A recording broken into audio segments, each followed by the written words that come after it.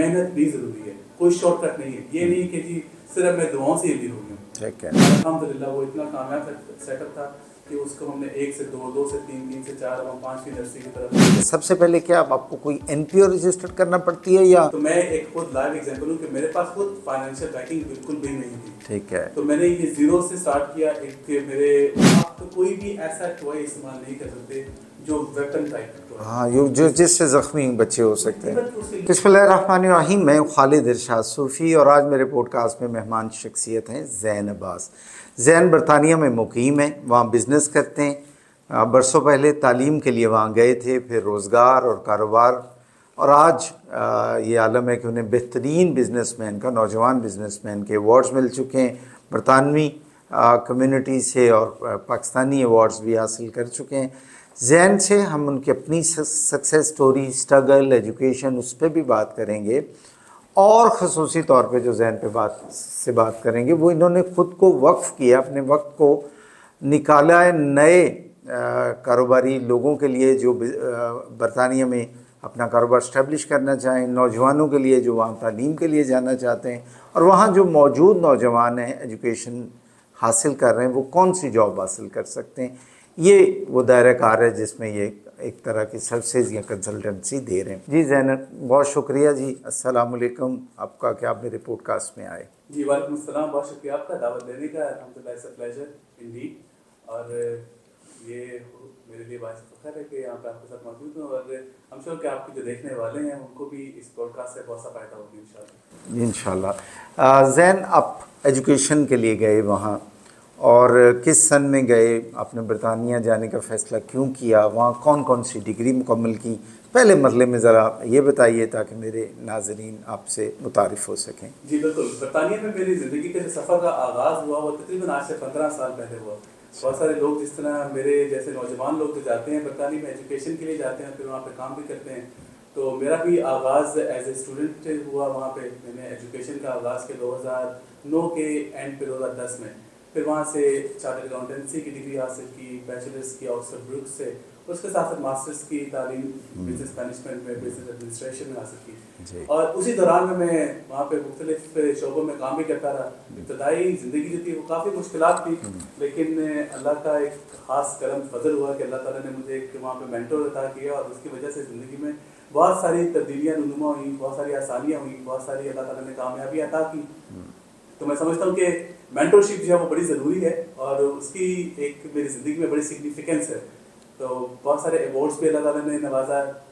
Young entrepreneur of the year award मिला, global man magazine में winner of the year award मिला। Brian Tracy के साथ इनकी एक रॉयल सोसाइटी है, उनका मैं फेलो मेंबर हूँ। उसके साथ world Congress of overseas Pakistanis, एक थिंक टैंक है जो ब्रिटिश पाकिस्तानी डायस्पोरा के लिए उनकी बेहतरी के लिए जो काम कर रहा है, वो वहाँ पर उनका मैं बोर्ड मेंबर हूँ। अखवत जो दुनिया की सबसे बड़ी interest free micro financing organisation है, उसका यूके का जो चैप्टर है उसका मैं बोर्ड मेंबर हूँ। तो मुख्तलिफ शोबों में अल्हम्दुलिल्लाह काम कर रहे हैं। ख़ास करके मेरा जो ताल्लुक़ है वो एजुकेशन सेक्टर से है और एंटरप्रेन्योरशिप से है। मेरा अपना जो ज़िंदगी का आगाज़ था वो तकरीबन ज़ीरो फंडिंग से स्टार्ट हुआ, और अल्हम्दुलिल्लाह अल्लाह ताला का करम हुआ कि आज मैं तकरीबन 20 मिलियन पाउंड, तकरीबन वो अराउंड 7 बिलियन रुपीस तक का बिजनेस जो है मैं सेटअप कर चुका हूँ अल्हम्दुलिल्लाह। अच्छा, आपके कारोबार में भी आते हैं। पहले ये फरमाइए कि जब आप गए वहाँ और अकाउंटेंसी और फाइनेंस की आपकी सारी क्वालिफ़िकेशंस थी, तो आपने इस करियर को क्यों नहीं अडॉप्ट किया? कि हम तो आपसे ये सुनते हैं कि आप किसी फर्म में एक finance manager, director finance, CFO, इस तरह की पोस्ट पे होते हैं, और बड़े बस महदूद से और खुश्क से मिजाज के होते हैं। आप तो माशाल्लाह बड़ा फिलंथेरेपी का काम भी कर रहे हैं, बिज़नेस भी कर रहे हैं, सोशल भी हैं, और थिंक टैंक के लिए गौर व फिक्र में भी ख़ुद को मर्ज किया हुआ है। तो ये आपकी ओवरऑल शख्सियत ऐसी थी, कोई ट्रांसफॉर्मेशन हुई है, क्या हुआ है? शख्सियत मेरा ख्याल है कि ज़रूर अल्लाह ताला की तरफ से कुछ ब्लेसिंग्स तो डेफिनेटली थी, लेकिन उस शख्सियत को उभारने में मेरे मेंटर का बड़ा किरदार है। वो कहते हैं ना कि नामी कोई बगैर मुशक्कत नहीं हुआ, सुबह जब अकीक कटा तब नगी हुआ। तो वो एक रगड़ाई का एक प्रोसेस था जो गुजरना पड़ा, और अल्हम्दुलिल्लाह उसकी वजह से अल्लाह ताला ने बहुत कुछ नवाजा।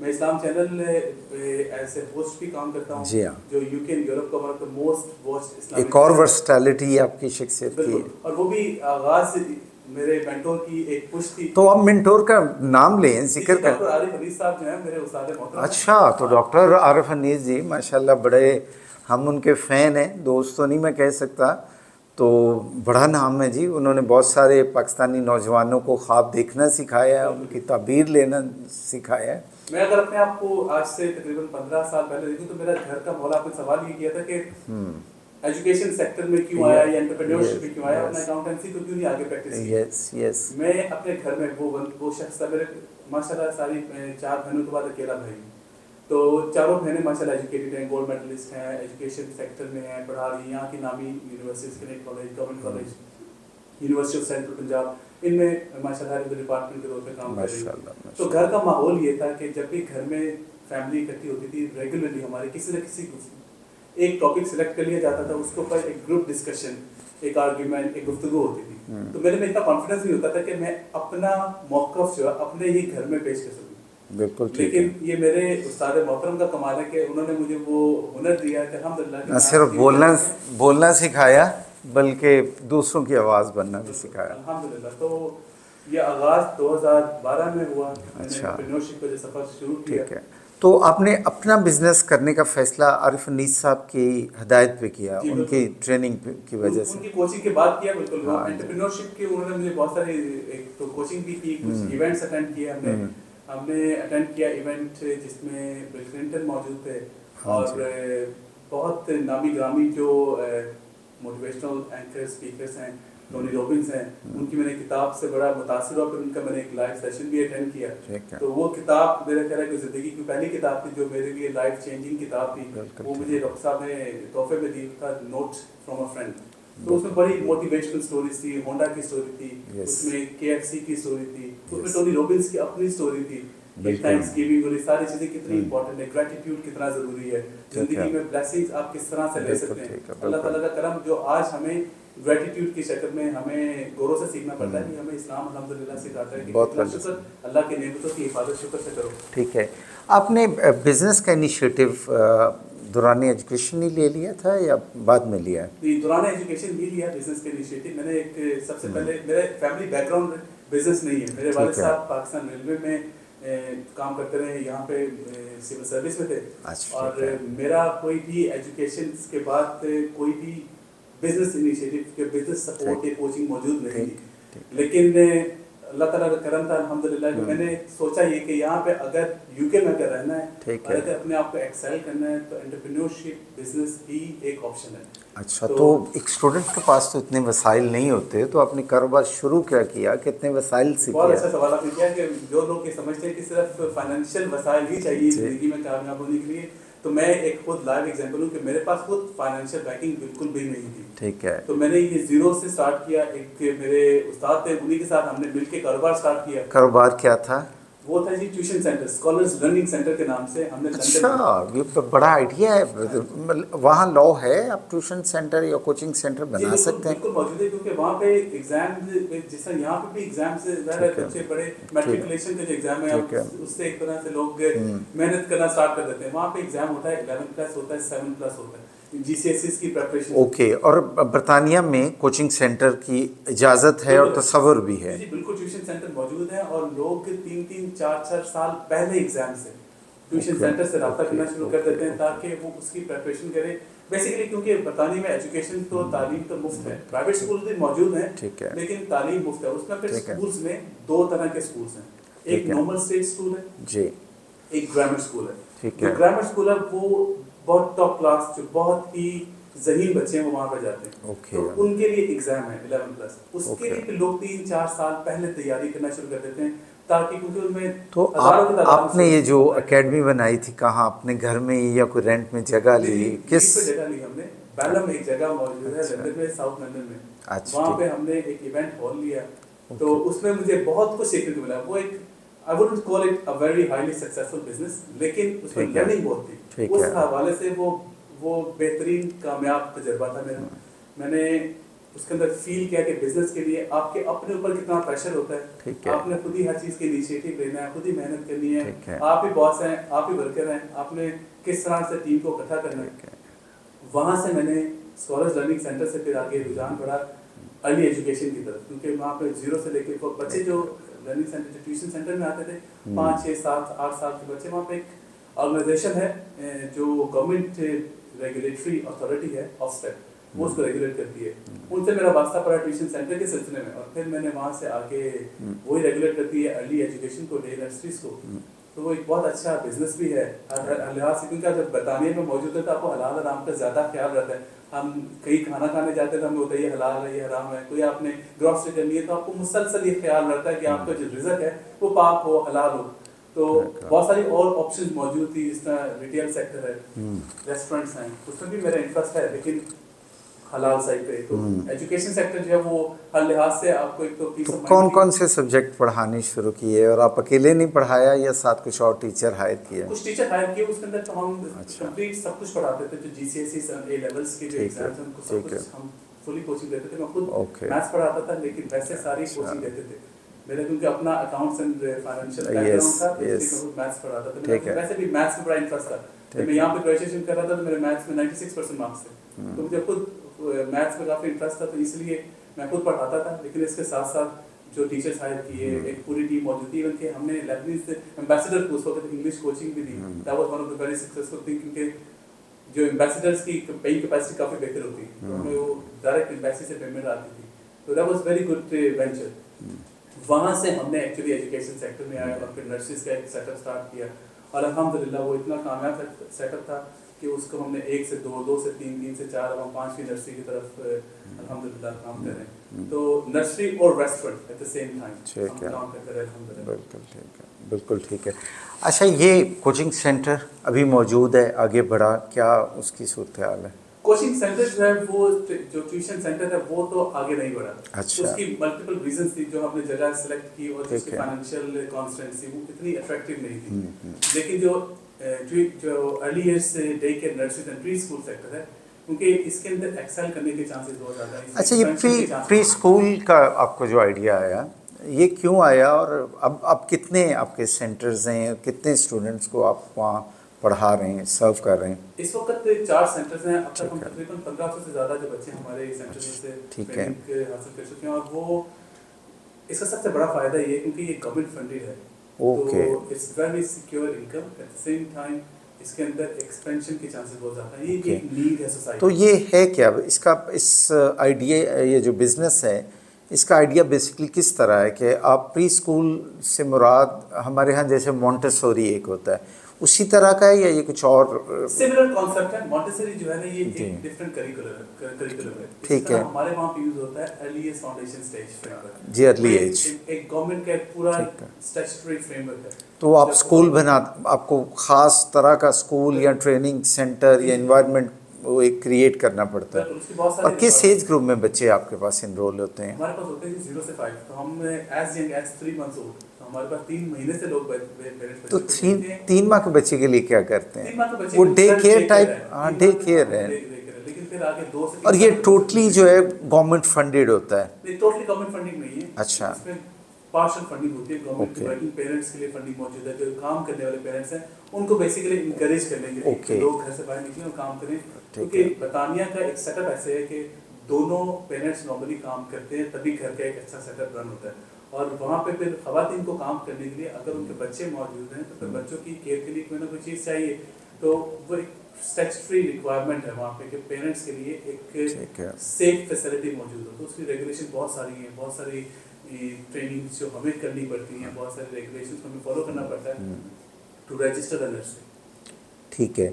और कुछ पेरेंट्स को भी, अच्छा आपने कहा कि एज ए बिज़नेस, ये बड़ा पीछे बात कर रहे थे कि सिक्योर है क्योंकि गवर्नमेंट फंडेड है, तो एज ए बिज़नेस आप इसको इसलिए भी सिक्योर फील करते हैं कि गवर्नमेंट से जितने बच्चे इनरोल हो जाते हैं उसके अगेंस्ट आपको उनकी फ़ी का ये बजट मिल जाता है और आप इसको एज ए बिज़नेस चला सकते हैं। बिल्कुल, ठीक है। बेसिकली गवर्नमेंट की फंडिंग है इसके अंदर। गवर्नमेंट क्या करती है? अच्छा, इसको अब्बास एक और छोटी सी बात करते हैं, क्योंकि अब आप मेंटोरशिप कर रहे हैं बिज़नेस की, तो ये फरमाइए कि ये जो प्री स्कूल इस्टेब्लिश करने के लिए अभी आपने थोड़ा सा ट्रेनिंग्स का जिक्र किया, सबसे पहले क्या आपको कोई एनपीओ रजिस्टर्ड करना पड़ती है या प्रॉफिटेबल ऑर्गेनाइजेशन रजिस्टर्ड करना पड़ेगी, क्या तो इसके स्टेप्स क्या हैं?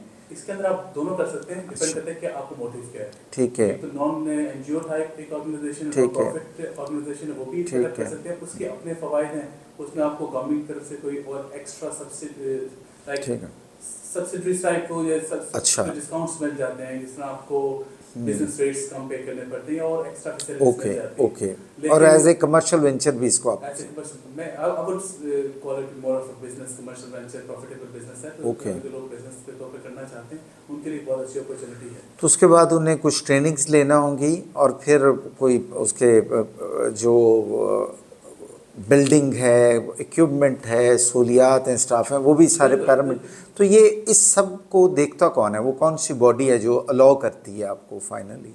जो यूके में मौजूद है वो है ऑफस्टेट, जो इसको रेगुलेट करती है। Okay. फिर लोकल अथॉरिटीज जो हैं वो रेगुलर इंस्पेक्शन भी करती हैं। Okay. तो सब इसमें बहुत सारी चीज़ें, सबसे इंपॉर्टेंट जो आपका प्रेमिसेस है वो आपने किस तरह से बच्चों के लिए Okay. एडॉप्टिव उसको बनाना है, मेक श्योर करना है कि जो सारे ठीक है। रिसोर्सेज हैं, जो आपकी फैसिलिटीज हैं, जो फर्नीचर है, इस तरह यहाँ पे आप राउंडिंग आपको हर सॉर्ट टेबल होनी चाहिए। कॉर्नर्स वाली आप चीज़ें नहीं इस्तेमाल कर सकते।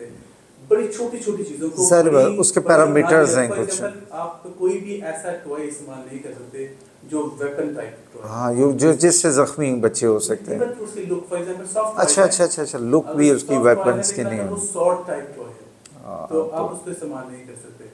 ये इतनी इम्पोर्टेंट है कि आप छोटे बच्चों को किस तरह से उनको, क्योंकि बच्चे बड़ा डेलिकेटेड माइंड है ना, वल्नरेबिलिटी बहुत ज़्यादा है, और आप उस वक्त उनको जो कुछ सिखा रहे हैं वो सिस्टम सारा रिकॉर्ड करता जा रहा है उनके। बिल्कुल ठीक तो है। एक एक चीज़ बड़ी वेल प्लान्ड होती है। ओके। अच्छा, उसके बाद आगे बढ़े आप। एक तो आपका ये बिजनेस है, इसके अलावा क्या करते हैं वहाँ? उसके अलावा जी इस्लाम चैनल पे हम प्रोग्राम्स करते हैं। ब्रंच टाइम का एक शो है। नहीं, मैं बिजनेस का पूछ रहा हूँ। जी, ये तो business- आपकी जी, एक हॉबीज़ हैं या ये आपकी अदर देन बिजनेस एक्टिविटीज़ है ना? बिजनेस इसके अलावा मेरा एक टर्किश रेस्टोरेंट है, वहाँ पे उसमें इंटरेस्ट है कुछ। अच्छा, तो गुड। टर्किश रेस्टोरेंट ये किस एरिया में है? ये ग्रीनविच में।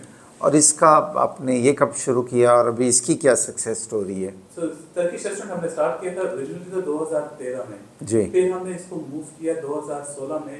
Very nice river front restaurant. अच्छा। आपको मौजूद मालूम होगा कि यूके में एक बड़ा मशहूर जो लंदन में रिवर थेम्स है, ये उसके बिल्कुल रिवर फ्रंट पे मौजूद है, मिड पॉइंट के नाम से। अच्छा, और माशाल्लाह।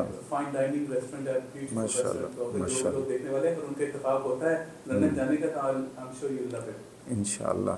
चलिए, मेरा अगला जो विज़िट हुआ तो मैं ज़रूर आपके इस रेस्टोरेंट में आऊँगा। जितनी आपने तारीफ़ की है, और मेरे जो व्यूअर्स हैं वो तो ओपनली हम उन्हें कहेंगे कि जाएं और वहाँ एंजॉय करें। अच्छा, आगे बढ़ते हैं सर। ये फरमाइएगा कि ये आपकी बिज़नेस एक्टिविटीज़ हुई और इस वक्त कितना अरसा हो गया, कितने साल गुजरे आपको बिज़नेस करते हुए, और इस वक्त आपकी बिज़नेस ग्रोथ क्या है? अच्छा, मुझे बिजनेस करते हुए तकरीबन 12 साल हो गए। ओके। लेकिन जो करंट सेटअप है उसको 11 साल जो नर्सरीज को हो गए। जी, ठीक है। अल्हम्दुलिल्लाह we just last year celebrated our 10th anniversary. और ग्रोथ इसमें ये है कि हमने जीरो से स्टार्ट किया, और average around if I look at the total value of the business around 20 million pounds, जो कि तकरीबन 7 बिलियन 7.4 बिलियन रुपीस के करीब बनती है। और इसमें बार बार मैं हाईलाइट ये करूँगा कि क्योंकि मैंने जीरो से स्टार्ट किया, कोई मेरे पास फाइनेंशियल बैकिंग मौजूद नहीं थी, लेकिन बहुत अच्छे लोग मिले, रहनुमाई करने वाले और साथ खड़े होने वाले। हमारी अपनी कम्युनिटी में बड़े अच्छे लोग मौजूद हैं। तो हमें सिर्फ मेहनत करनी है, हमें सिर्फ इनिशिएटिव लेना है, नीयत अच्छी कर लें, अल्लाह ताला खुद ब खुद सबब बनाता जाता है। और ये होटल जो है ये भी प्रॉफिट में और ग्रो कर रहा है? जी, तो ये तो one of the best business. अच्छा, 11 साल में आपको अवार्ड्स मिले, वो किस बेस पे मिले, ज़रा वो भी बताइए कि आपकी क्या, आपने ऐसा एज ए यंग बिजनेसमैन किया कि आपको एक से ज़्यादा अवार्ड्स मिले?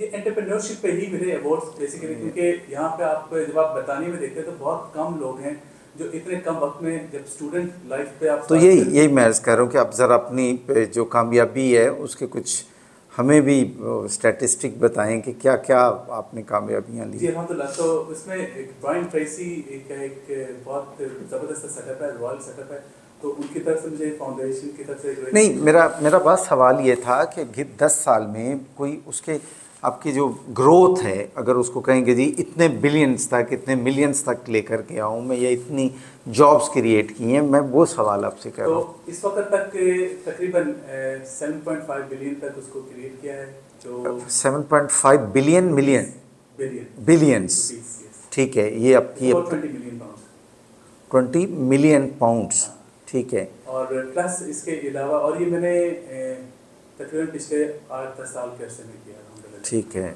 और इसके साथ साथ जो जॉब्स क्रिएट की हैं, I would say about more than 200 jobs, more than 200 jobs जो अभी क्रिएट लोग की काम हैं। कर रहे हैं, जो हमारे restaurant as well as agency setup. क्योंकि वो तो कोड ऑफ लाइफ या वो एक्सेप्टेड बात है जो भी आपने पीछे कही ना, कि भाई एक नीयत अच्छी हो और आप ईमानदारी से कोशिश करें पूरे पैशनफुल हो के। तो मैं यही जानना चाह रहा था कि इनफेक्ट आपकी कामयाबी का लेवल बिजनेस का अब तक क्या है। अच्छा, इतनी जब मसरूफियत है और आपने विद इन 1 डेकेड इतनी कामयाबियाँ ली, तो इसके बाद आपने फिलंथेरेपी के लिए, पाकिस्तान के लिए, जैसे आप बता रहे हैं, अखुवत के लिए वहाँ वक्त निकालते हैं, ख़ुद आपकी एक पर्सनल हॉबी, आप एक प्रोग्राम कंडक्ट करते हैं इस्लाम चैनल जो बड़ा यूके और यूरोप का मारूफ है, तो इसके लिए वक्त कैसे निकालते हैं? वक्त आपके पास मौजूद होता है, जब आपने प्रायोरिटीज सेट करनी पड़ती है ना ज़िंदगी में, आपकी प्लानिंग बहुत ज़रूरी है। तो कहते हैं ना कि if you fail to plan you plan to fail. तो अगर आप प्लानिंग नहीं कर रहे तो आप एक्चुअली प्लानिंग कर रहे हैं अपने फेलियर की। तो मैं अल्हम्दुलिल्लाह अपनी ज़िंदगी की हम लोग मेंटरशिप की मैं बात कर रहा था कि हम हर साल की कुछ गोल टारगेट सेट करते हैं, फिर उसके साथ साथ हम 5 साल, 10 साल, 15 साल वो टारगेट सेट है। मेरे उस्ताद मोहतरम ने मुझे कहा कि जी आप एक विजन बोर्ड बनाएं। तो मेरा विजन बोर्ड एक घर में मौजूद है, जो मैंने अपनी ट्रेडमिल के बिल्कुल सामने रखा हुआ है। अच्छा। तो मैं जब भी रनिंग करता हूँ तो मैं उसके अंदर विजन बोर्ड के ऊपर देखता रहता हूँ कि ये टारगेट अचीव करने हैं। कामयाबी के लिए एक्सरसाइज भी ज़रूरी है। एक्सरसाइज बहुत ज़रूरी है। एक्सरसाइज से बल्कि इस हवाले से मुझे एक याद आ गया कि रोबिन शर्मा की किताब है जी, उसके अंदर उन्होंने 5 AM क्लब के उस किताब का नाम है, और उसके अंदर उन्होंने जिक्र किया 20-20-20। अच्छा, कि हम रिलीजियसली भी कहते हैं कि जी फजर की नमाज पढ़ो, उस वक्त अल्लाह ताला रहमतें बांटता है, रिज़्क़ तस्लीम होता है, तो आप फजर की वक्त उठा करें। उनका 5 AM जो क्लब है, उन्होंने कहा कि आप पहला घंटा जो है ना वो 3 हिस्सों में डिवाइड कर दें। ठीक है। 20 मिनट आप मेडिटेशन करें, 20 मिनट आप अपनी रीडिंग करें और 20 मिनट एक्सरसाइज करें। लेकिन ज़िंदगी दिन का आगाज़ है वो एक्सरसाइज से करें, ताकि आपका माइंड भी फ्रेश हो, बॉडी भी फ्रेश हो, खुद बहुत आपके ख्यालात भी आगे पॉजिटिव होते जाएंगे। और जिस तरह ख्यालात पॉजिटिव होंगे ज़िंदगी पॉजिटिव होती जाएगी। तो प्लानिंग जो पहला घंटा है उसके अंदर आप दिन का प्लान कर लें कि आज क्या क्या चीज़ें मैंने प्रायोरिटी, ज़ाहिर है बहुत सारी मसरूफियात होती हैं, आप सारी चीज़ें नहीं एक वक्त में कर पाते, लेकिन आपने प्रायोरिटी अपनी को सेट करनी है कि आपकी ज़िंदगी में क्या प्रायोरिटी है, उसका क्या मकसद है और आप उससे क्या अचीव करना चाहते हैं। बिल्कुल ठीक है। अब्बास, आप मोटिवेशनल लिटरेचर और कंटेंट वीडियो ऑडियो वो रेगुलर सुनते हैं, पढ़ते हैं? मैं रेगुलर सुनता भी हूँ, और आप अंदाज़ा करें कि अक्सर ऐसा होता है कि मेरे घर में मेरा मजाक उड़ाते हैं कि मैं जब शावर में होता हूँ तो मैं उस वक्त भी कोई ना कोई एक वीडियो या रिकॉर्डिंग मैं हर रोज़ सुनता हूँ मोटिवेशनल। अच्छा, फिर ये फरमाइए कि आपके पसंदीदा जो इंटरनेशनल मोटिवेशनल स्पीकर्स हैं वो कौन कौन से हैं? सबसे ज़्यादा जो मुझे इंस्पायर किया है टोनी रॉबिन्स हैं, उनको मैंने बहुत सुना और उनकी मैंने पर्सनल कोचिंग भी हासिल की। इसी तरह रिचर्ड ब्रैंसन है, उनको मैंने बहुत सुना। ब्रायन ट्रेसी से मैंने वो 2 days MBA की भी एक डिग्री हासिल की, एक सेपरेट एक एक्स्ट्रा, और उनके साथ इवेंट्स भी अटेंड किए। और बॉडी लैंग्वेज, डिफरेंट चीज़ों की डिफरेंट कोच मौजूद है। तो बॉडी लैंग्वेज के हवाले से एंडी हैरिंगटन है, उनकी मैंने बहुत ज़्यादा कोचिंग अटेंड भी की और उनसे इंस्पायर भी हुआ। ठीक है। तो हर एक शोबे का अपना एक एक्सपर्ट मौजूद है। पाकिस्तान में मौजूद है कासिम अली शाह साहब, वो आपको रूहानी तौर पे, या फिर जावेद इकबाल साहब मौजूद हैं, उनसे भी बहुत सारी रहनुमाई मिलती है। तो मुख्तलिफ जो मोटिवेशन स्पीकर्स हैं। किस किताब को आप सबसे ज़्यादा पढ़ना पसंद करेंगे या पढ़ा है आपने? मैं समझता हूँ जो मेरी ज़िंदगी की जो लाइफ चेंजिंग किताब थी वो सबसे पहली किताब थी note from a friend. Tony Robbins की किताब थी, बड़ी मुख्तसर सी किताब थी। और उसके अंदर जो मोटिवेशनल स्टोरीज थी वो खुद ब खुद आपके अंदर वो करंट पैदा कर देती कि मैंने कुछ करना है। अगर ये लोग कर सकते हैं, हिस्ट्री में हमारे पास एग्जांपल्स मौजूद हैं, then why I can't do this. तो अगर लोगों ने ऑलरेडी जीरो से स्टार्ट करके बहुत सारी चीज़ें अचीव की हैं, then I should be able to do this as well. और अगर आप स्टैटिस्टिकली भी देखें तो मेजॉरिटी ऑफ द टाइम जो इनहेरिटेड जो लोग हैं वो हार्डली 5 to 10% लोग हैं जो इनहेरिटेड अमीर हैं जिनको इनहेरिटेंस से पैसे मिले, हार्डली 5 to 10%, 90% वो लोग हैं जो सेल्फ मेड हैं। Self made I would say कि अल्हम्दुलिल्लाह कि अल्लाह ताला का करम ज़रूरी है, माँ बाप की दुआएं ज़रूरी हैं, आपकी अपनी नेकनीति ज़रूरी है, लेकिन इसके साथ साथ मेहनत भी ज़रूरी है। कोई शॉर्टकट नहीं है। ये नहीं कि जी सिर्फ मैं दुआओं से अमीर हुई हूँ। ठीक है। अल्लाह ताला की करम भी उस वक्त होता है जब आप कोई मेहनत करिए, आप कोई इनिशिएटिव खुद भी लेते हैं। ठीक है। तो अल्हम्दुलिल्लाह ये तमाम लोग जो हैं ये मेरी ज़िंदगी में बहुत अहमियत के हामिल है, क्योंकि इनकी वजह से खुद ब खुद वो अंदर करंट पैदा हुआ कि मैंने सारी चीज़ें कर दी। अच्छा बस ये फरमाइए कि अब आपने गैर रस्मी तौर पर तो मेंटोरशिप शुरू कर दी है खुसूसन कारोबार के हवाले से, तो क्या फ्यूचर की क्या प्लान है? कोई ऑर्गेनाइजेशन बनाएंगे, कोई प्लेटफॉर्म बनाएंगे, या एक आपका अपना सोशल मीडिया जो है, आपका पर्सनल राब्ता जो है उस पे लोग आपको कांटेक्ट कर सकते हैं रिगार्डिंग एजुकेशन इन यूके और jobs seeking in UK plus establishing business in UK? तो इसके लिए क्या आपने कोई बाकायदा कोई फॉर्मेट तरतीब दे लिया है या भी नहीं दिया? सोशल मीडिया पेजेस बिल्कुल मौजूद हैं, ज़ैन अब्बास के नाम से मौजूद है सोशल मीडिया, फेसबुक वगैरह पे, इंस्टाग्राम पे और ट्विटर पे। लेकिन इसके साथ साथ जो मेरा मेन जो बिजनेस है मिनी बीज चाइल्ड केयर नर्सरी जो चेन है, तो वहाँ पे भी लोग मुझसे रब्ता कर सकते हैं, मिनी बीज चाइल्ड केयर। लेकिन नहीं, अभी देखें ना आपका पॉडकास्ट पाकिस्तान में जैसे मेरे व्यूअर्स हैं, इनमें से कोई नौजवान वहाँ आना चाहता है, उसके खदशात हैं, या कोई कारोबारी शख्सियत वहाँ जाके बिज़नेस इस्टेब्लिश करना चाहती है, या इवन हमारे जो नाजरीन यूके में हैं वहाँ कई लोगों को अवेयरनेस नहीं होती, तो वो आपसे रब्ता किस तरह कर सकते हैं? वो मेरे से ईमेल के थ्रू रब्ता कर सकते हैं। ठीक है। CEO@minibeeschildcare.co.uk के नाम से मेरी ऑर्गेनाइजेशन है, जो कंपनी है। ठीक है। और इसके साथ साथ मैं ऑलरेडी कंसल्टेंसी प्रोवाइड कर रहा हूँ, कुछ पाकिस्तान में मुकीम लोग ठीक हैं है। और कुछ वहाँ पे ओके, ओके। उनके लिए बिजनेस सेटअप करने के लिए, क्योंकि मैं समझता हूँ कि लोगों की ट्रेनिंग बहुत ज़रूरी है। हमारे यहाँ एक बहुत बड़ा अलमिया ये है कि लोग बगैर रिसर्च किए वहाँ पे आ जाते हैं और इंतहाई मुश्किलात का सामना उनको करना पड़ता है। तो अब तो टेक्नोलॉजी का ज़माना है, हर चीज़ इंटरनेट पे मौजूद है, हमें थोड़ी सी एफर्ट अपनी तरफ से ये करनी है कि हमने चीज़ें सर्च करनी रेलिवेंट, और फिर उसके बाद अपना इनिशिएटिव है। बहुत सारे लोग अभी पाकिस्तान से निकल रहे हैं, आ रहे हैं, लेकिन वहाँ जाके भी परेशानी का उनको सामना करना पड़ता है, क्योंकि इनफ बैकग्राउंड रिसर्च नहीं की होती। बिल्कुल ठीक है। जब आप रिसर्च करेंगे आपको मेरे साथ बिल्कुल रब्ता कर सकते हैं, I be very happy to guide you. और मेरा अल्हम्दुलिल्लाह पिछले 15 साल का एक्सपीरियंस है, तो यकीनन आपके लिए वो फ़ायदेमंद होगा बगैर किसी इंटरेस्ट के, ताकि आप जब वहाँ पर आएँ तो आपको मुश्किलात का सामना ना करना पड़े, आप अपने आप को प्रिपेयर करते रहें। UK is a land of opportunities, बेइंतहा अपॉर्चुनिटीज़ मौजूद हैं। सिर्फ आप अपनी रिसर्च करते रहें, अपनी प्लानिंग करते रहें, या दूसरे दीगर ममालिक में जो लोग जा रहे हैं उनको अपनी किसी भी जगह की जो बेसिक नॉर्म्स हैं, जो रिक्वायरमेंट्स हैं, वो अपनी रिसर्च करके जाएँ, ताकि फिर वहाँ जाके मुश्किलात आपको कम से कम फेस करनी पड़े। बहुत शुक्रिया ज़ैन आपका, आपसे बड़ी अच्छी गुफ्तगू रही। इंशाल्लाह दोबारा किसी वक्त जब आप पाकिस्तान तशरीफ़ लाएंगे तो फिर आपसे आपकी नई कामयाबियाँ जो है उसके हवाले से गुफ्तगू करेंगे। इंशाल्लाह ज़रूर। बहुत शुक्रिया आपका। Thank you.